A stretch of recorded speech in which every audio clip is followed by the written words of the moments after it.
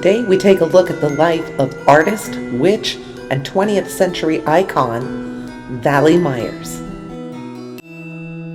Enter a world of enchantment, of enlightenment, Meg's Magical Mansion.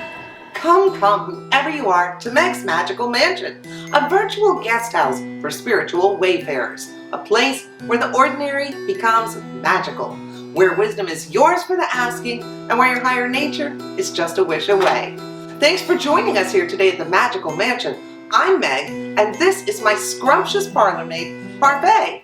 Oh, actually, I prefer serving wench. You do look like a serving wench. What's with the whole get up and egg? Where's my tea? Oh, we made a decision around here. You're not getting a teacup this time. You're getting a stein. Why's that? Oh, because it's Oktoberfest. Oh, is there beer in here? Well, yeah. Cheers! Happy October, everybody. And you know, October is my favorite month of the year. Ooh. Because it's Halloween! We're very excited here at the Magical Mansion. We are. And I thought, since I call it Samhain on the pagan wheel of the year, I thought it would be fun to kick the month off with the Witch's New Year coming up and take a look at one of my favorite witches and artists, Vali Myers, the Australian 20th century artist. You see, I did a little homage to her with my makeup. She was really big into body and face tattooing way before it became popular. And I have a wonderful book that my friend Dave Ironside, who's down in New Zealand, hello Dave in New Zealand, hey, he gave me this book back in the 80s. And Vali Myers gave him this. He met her at the Chelsea Hotel, where she hung out with a lot of celebrities and famous peeps, and she even autographed this book for him. Isn't that awesome? And he gave this to me because I was obsessed with this book. And I'm obsessed with Vali Myers and her artwork. And we're going to take a look today, and I'm going to show you why she is such an amazing artist and human being. Let's take a look. Wait. Today we're looking at someone I personally find inspirational as both an artist and as a witch. And that is Vali Myers. She was known as an artist, a dancer, a witch, a muse, an icon. She was an amazing presence in 20th century art. She originally came from Australia, where she apparently trained as a dancer. She lived in Paris, France, post-World War II, and lived a bohemian lifestyle. She had a farm in Italy, where she had many animals, and she often was known to take up residence at the Chelsea Hotel in New York back in the 1980s. Amongst other adventures that she had around the world. So who was this flaming red-haired woman that photographer Ed van de Elsken called a beacon of perpetual ecstatic happiness? Let's take a look.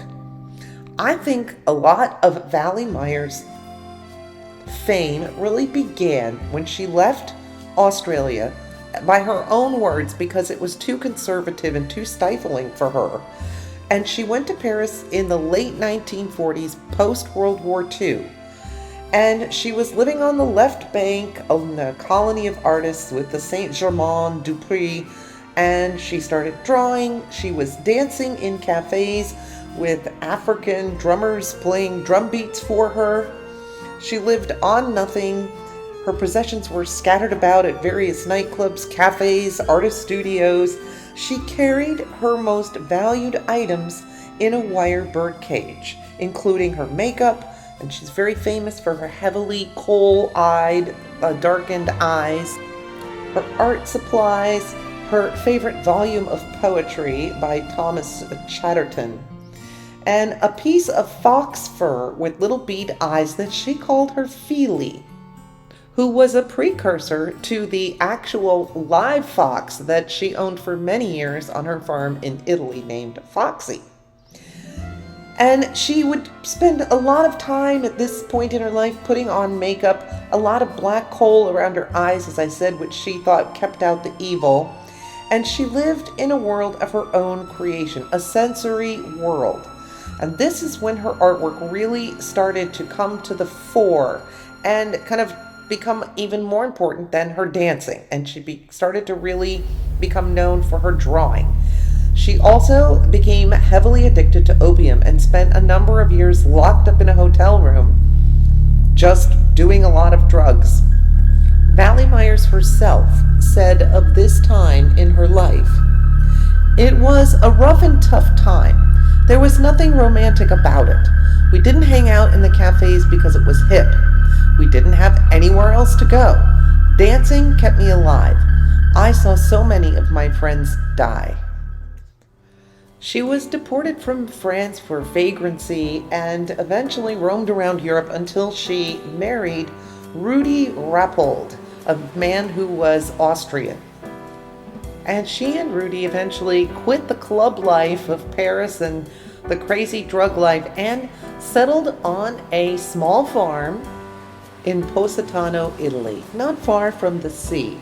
And she lived there for many, many years, drawing, caring for her many animals, of living in the valley Il Porto in Positano, Italy. Vali Myers said, "Il Porto is my kingdom by the sea.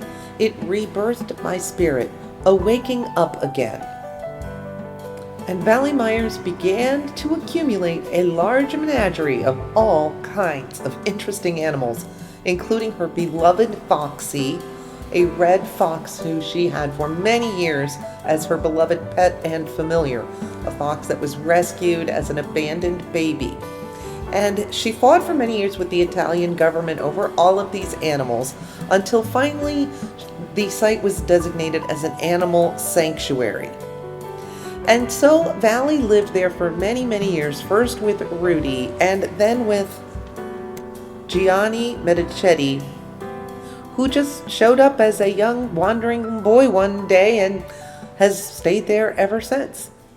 And Vali had a large cage for herself inside her home there, where she would sit at night when all her animals were asleep and draw and paint and create her fabulous artwork.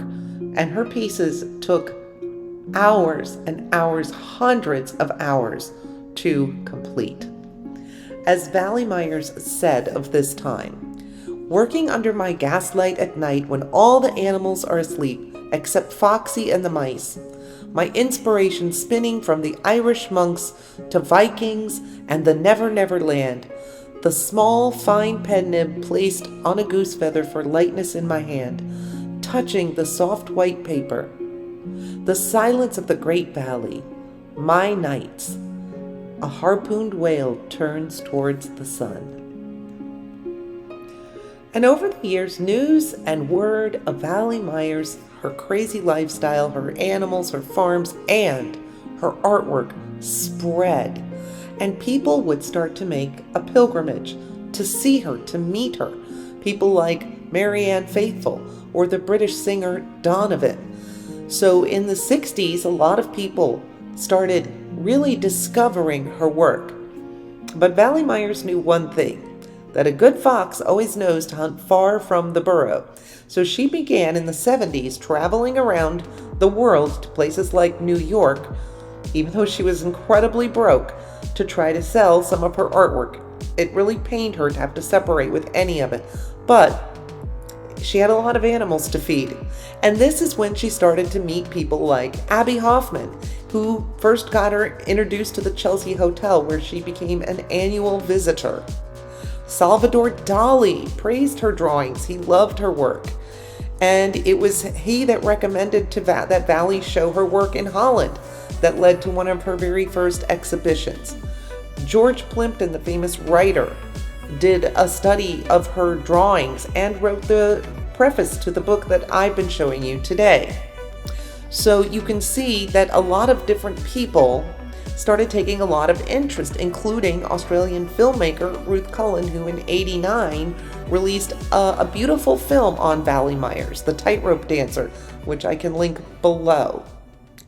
And later in life, Vali Myers returned to Australia and fell in love again with her homeland, with Melbourne, and with its people. She said, I'd only bought a ticket to Australia lasting 3 weeks. If I didn't like it, I was just going to scat. But when I got here, I was shocked. So many people knew about my work. Despite all of the years away, I realized that deep down, I'm very Australian. Funny, isn't it? So at this juncture in her life, she spent her time flying between her borough in Positano, Italy, and her studio in Melbourne. In 2003, Vali passed away from cancer. Chris Stein from Blondie wrote about Vali's death. As I might have mentioned, our dear friend and mentor Vali Myers died recently in Melbourne, Australia. And though I was lucky enough to have spoken to her a few times while she was in the hospital, Vali was one of the most extraordinary people alive in the 20th century, and the fact that she wasn't more well known is a part of her whole mystique. And of her own life, Vali Myers said, "I've had 72 absolutely flaming years. It doesn't bother me at all, because you know, love, when you've lived like I have, you've done it all. I put my effort into living. Any dope can drop dead. I'm in the hospital now, and I guess I'll kick the bucket here. Every beetle does it, every bird, everybody.